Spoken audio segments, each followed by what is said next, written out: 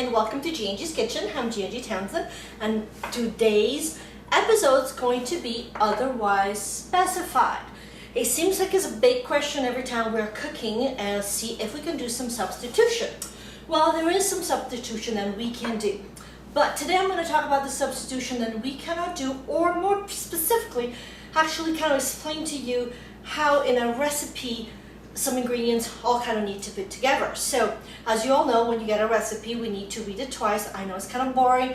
I know everybody just kind of roll their eyes. Oh God, do I have to read it twice? But the reality is we skim, we don't read. So read the ingredients and then read all the instructions. So what I want to start from all of them, butter. Butter seems like the big questions always on everybody's mind.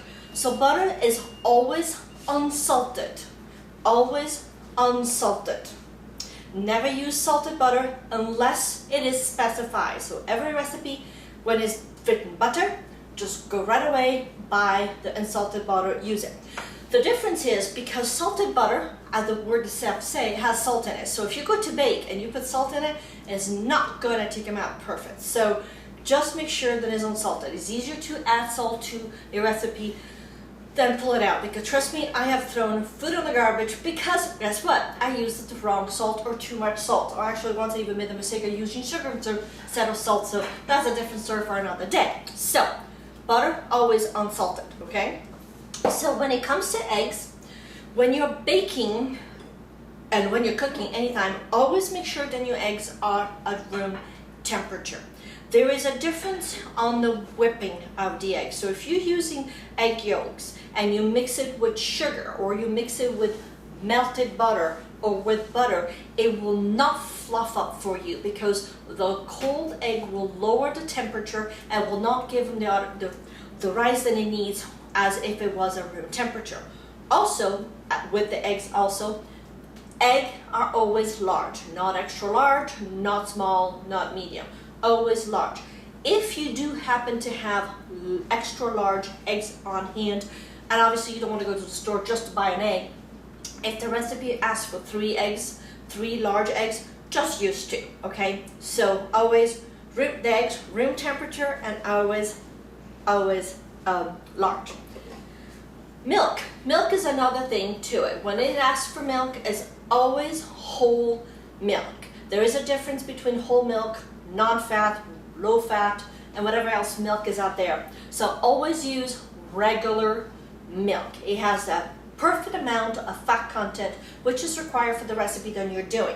Also, do not substitute whole milk with soy milk, almond milk, or any other milk that you have out there, because it's not the same consistency as well as flavor. So unless you talk to the person who writes the recipe and this is specified, or in through the instruction is specified, you can replace milk with something else, then just do it if that's what you want to do. But remember, always whole milk. Also, sugar. Sugar is another little question, because there is, let's face it, there is quite a few selection of sugar. So when there is a recipe for sugar, is always granulated sugar, okay? That is fantastic for all your baking purposes, coffee and whatnot. So always use regular granulated sugar.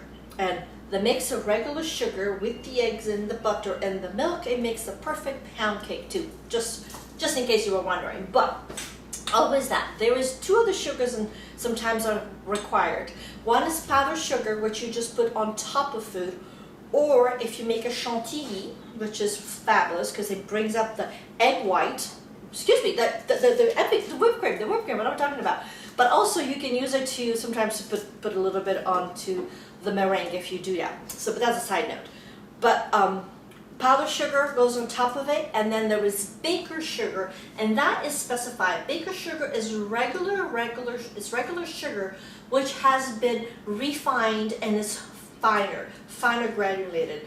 It's very seldomly used in baking, but it's there, and sometimes actually is used more for creams, and they need to have a sugar who melts faster, and you don't want to have that crunch of sugar on your teeth. So, but it will be specified. So if it's not, always regular sugar to use.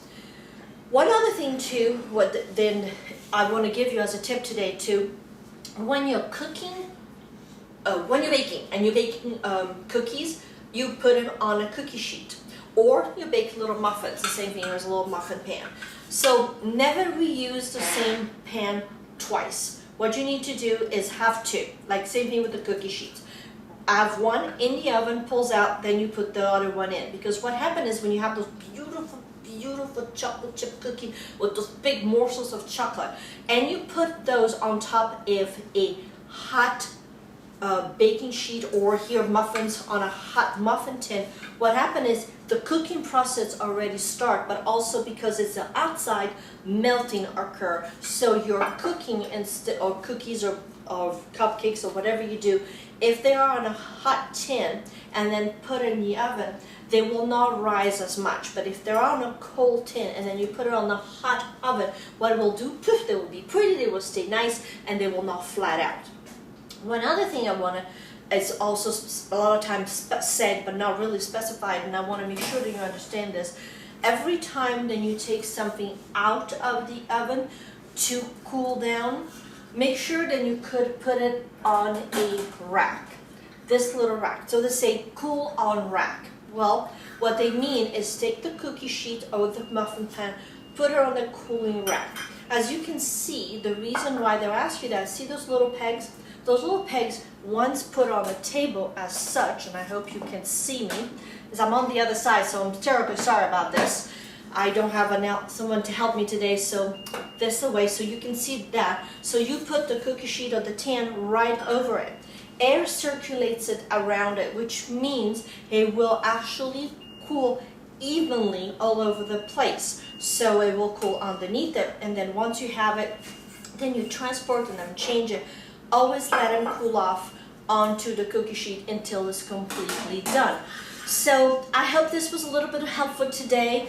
If you have any questions, please don't hesitate to write them down on the comment section down there. And thank you again for coming into my kitchen. And all of you have a fabulous day. Bye.